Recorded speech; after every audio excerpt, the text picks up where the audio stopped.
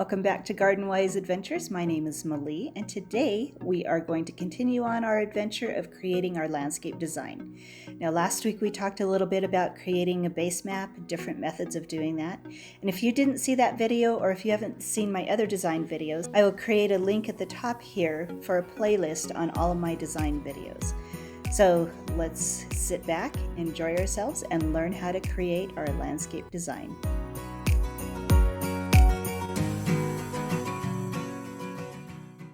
So before we get started with continuing with the design of our base map, I wanted to go over a couple of different things.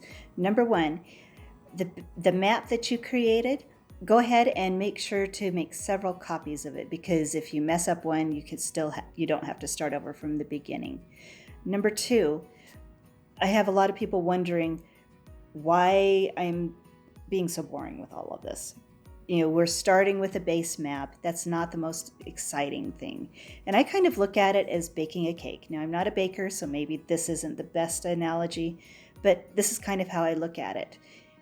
When you think about this gorgeous cake that you want to create, you visualize all of the beautiful decorations, the colors, how beautiful it's going to look, how good it's going to taste. But if you don't think about that initial cake, the base, where you're putting your decorations on, if it's not right from the beginning, none of it's going to work. And that's the way landscape design is.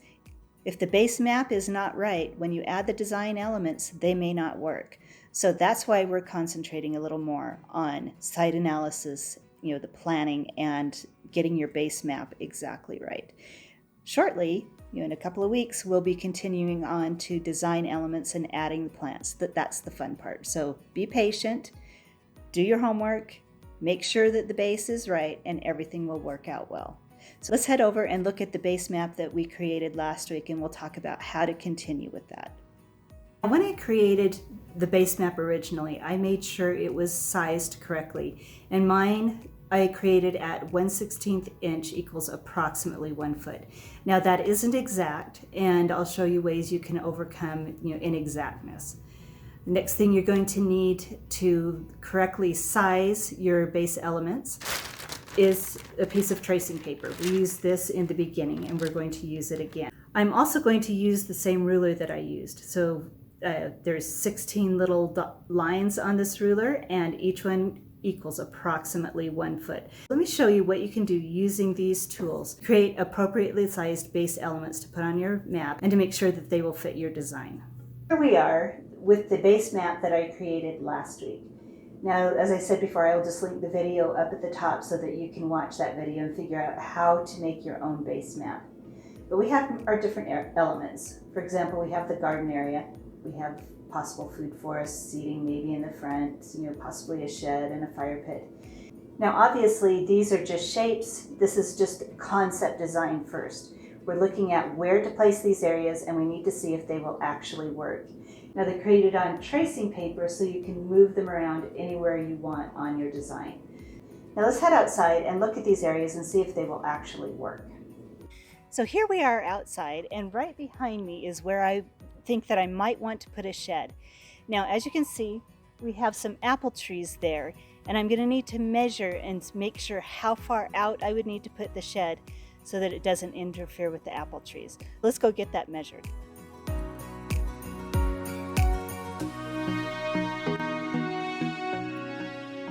Now that we've got that measured, I know that if I want a shed there, and if it's going to work, it's going to have to be 8 feet out into the yard and 4 feet into the yard.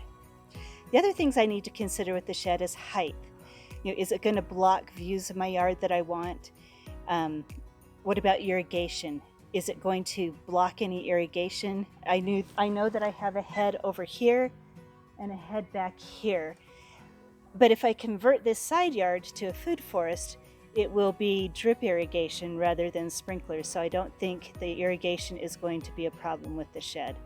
What about flow of traffic? Is it in a useful area? That area is central to my yard, easy to access from all areas, straight shot to the big gate in the front, so having a shed there might not be a bad idea. So now let's look at the food forest area. Okay, this side yard is the area where I think I might want to try putting in a little tiny bit of a food forest. Now, the things that I have to consider is size. Food forest has trees. Are there trees that are going to be the appropriate size for this area? What about access? Is it easy to access? Is it going to block access to anything else? What else can we think of? Soil. We've got to look at soil conditions. I will probably need to do a soil test in this area, dig down and see what the soil looks like to make sure that a food forest will work. Also light. If there's too much shade, I'm going to have to use shade tolerant plants. So anyway, I have looked at all of these things in the past, and I think this area would be a great area for a food forest. Now, deciding what to grow will happen later because we've got to look at the end size of the plants and make sure that they will fit.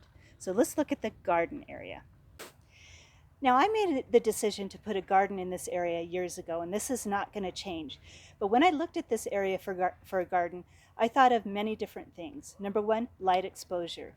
You're on the west side, this is west, that is south. It gets a huge amount of sun. I looked at the soil. The soil was terrible. It was full of rocks, it was clay. There's more rocks than soil. So I worried about that a little bit. It's on a slope. Trying to get a garden on a slope is really difficult because water does not stay where it's supposed to. It flows down to the bottom. So I made the decision to do raised beds that I leveled into the slope. So there's no more issues with water. There's no more issues with soil quality. So this area turned out to be an excellent area for a garden. So look at your property. If you want to have a garden in that area, even if it seems like it might not be 100% perfect, see if there's a way you can alter things to make it good for a garden. Always remember to go back to your site analysis. If you put a garden in this area, is it going to block access to another area? Is it going to be difficult to access? Is the sun not right? Is the soil not right? Look at those different things before you make your decision. So here we are in my front yard, and what we're looking for here is a seating area. I've wanted a seating area in my front yard. There's some good views. I love my front yard. And there's different things that I need to look at. Number one, do I want that seating area to be private, or do I want it open to the public so I can visit with neighbors? Number two, how flat is the area? How much work am I going to need to do to make it possible to have a seating area? You want a relatively flat area. Another thing to look at is sprinkler coverage. Do you want that area completely sprayed with sprinklers? Now we're going to be removing all the grass out of my front yard, so we're not going to worry about irrigation with that. I have looked at this area behind me as a seating area. So when we go back inside, we're going to look at size. We're going to cut out some shapes and see what size would work. Now, one other thing we need to do is look at where we're going to put our central open shapes. Central open shapes are part of the local scape design process, and they're part of any good design process. If you don't have a central open space, there's no place to rest your eye. Because I'm not going to have lawn in my front yard, my central open space needs to be something else other than lawn. We'll go back inside, we'll look at the map and kind of look and see what area would work well for that. I already know in my backyard the central open space is going to be the grass right in front of my patio area. So with these elements, what you need to look for, just make sure the size is appropriate. So go back inside and show you how to make sure that the size, the final size of the elements that you want to put in your landscape are going to work on your property. Now we're back inside with the design that I created. We looked at the garden area, the food forest, the seating area. I'll concentrate on a fire pit later, but we also looked at the shed. Now, for central open spaces, this area is going to be a lawn area for me. I'm going to need to decide the size, how it works with the fire pit, or if a fire pit will even work in that area. Central open shape in this front area will probably be right here. And it's probably going to be more of a decorative element. We'll have to look at that later in the design process and decide, what it's going to be. But the central open space is going to be in this area. So I'm going to show you a little bit about how I created the garden beds. Now, I do know that I like my garden beds to be about 8 feet long and 4 feet wide, and we're going to create some of those elements and cut them out of this tracing paper and see if that size would be appropriate for the garden bed. So the first thing is I do is I take my ruler and I count these little lines. So there's 1, 2, 3, 4, 5, 6, 7, 8. So we know that this line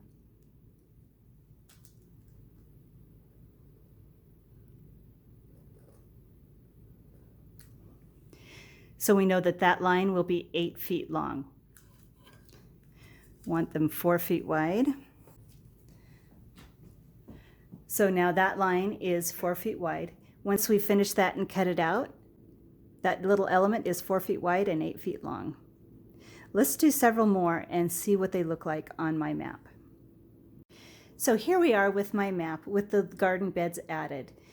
Now, if you remember, this area right here is a slope, so I needed to make sure that this area through here had enough walking space and also space for a wheelbarrow.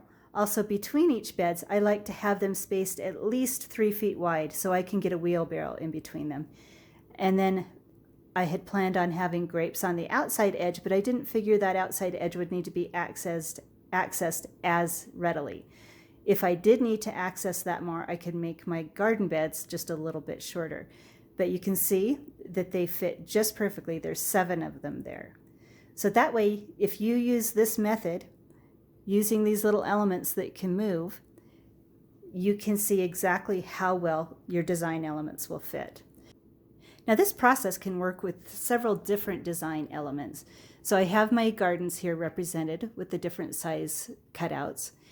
You can do sheds. This one is representing a 7 by 7 foot shed in the exact size it would be on my property. These little squares can represent shrubs. These are 4 by 4. Most shrubs, the final size is going to be about 4 feet wide by 4 feet tall. So I can see what that would look like and how far they would intrude into the yard this way. Trees are a big issue. Most people have a real difficult time visualizing the final size of trees, but you can use this method to see how wide they're going to be in your yard. This is the size of a typical 15-foot wide tree. Most trees that you get, including fruit trees, if you let them go, will be about this size. This area here, I wanted to plant 3 peach trees in one hole and keep them 6 feet tall and wide each, which would be about 12 feet wide. And I was able to see if that would fit along with my garden beds, and that worked out just fine. Now you can create different size circles, different size squares, and try and fit them in and see how they will work in your yard. Now, if you're like me and have a real difficult time visualizing final size in your yard, there's a method that you can use outside. So let's go look at that. There are several different tools that you can use in this process. I just went and found what I had. I'm not using anything fancy. I found some screws to tack things down. A lot of us have rope lying around the house. You can use rope, you can use an old hose. Visibility today, don't ask me why, but we have an abundance of caution tape at our house. This is really visible, really easy to work with. So let me show you how I would show you the final size of a 15-foot wide tree.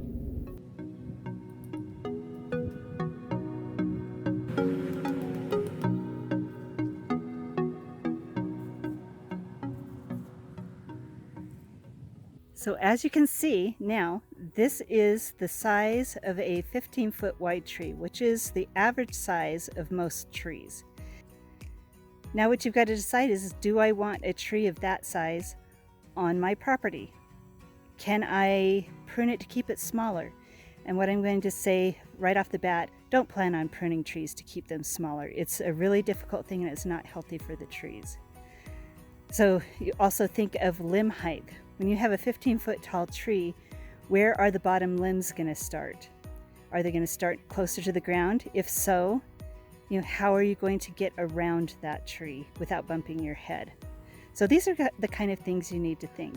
Now let's look at height of trees and how to tell how tall a tree is going to get. Okay, so to illustrate how to tell how tall a tree is, you need to look at the height of houses. So how tall is a normal home? If you have a one-story home, the average height is anywhere between 10 and 12 feet. If you have a two-story home, it could be anywhere between, like 20 to 30 feet, averages around 25 feet tall. So if you look at this tree, it's one of my nemesis. It's an elm tree, Siberian elm, puts seeds all over my yard every year.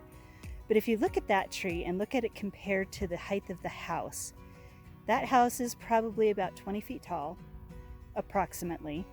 So that tree, the angle is a little bit weird, but if you were looking at it straight on, that tree could be anywhere between 25 and 30 feet tall. If you look at my weeping Norway spruce and my home is a little shorter than the other house, and it is a little tricky because we're looking at this at an angle. But that tree is approximately the height of my house, and I would put that tree about 15 feet tall. Anywhere between 12 and 15 feet tall. Always make sure that the trees that you buy will fit on your property when they reach their final size. Make sure they're not too tall, and hit power lines. Make sure that they're not too wide and go into the street. Make sure they're appropriate height so that you can cut the limbs up to the point where if you need to go under those trees, that you're not going to be hitting your head. So that's what you need to think about when you're looking at size of trees on your property.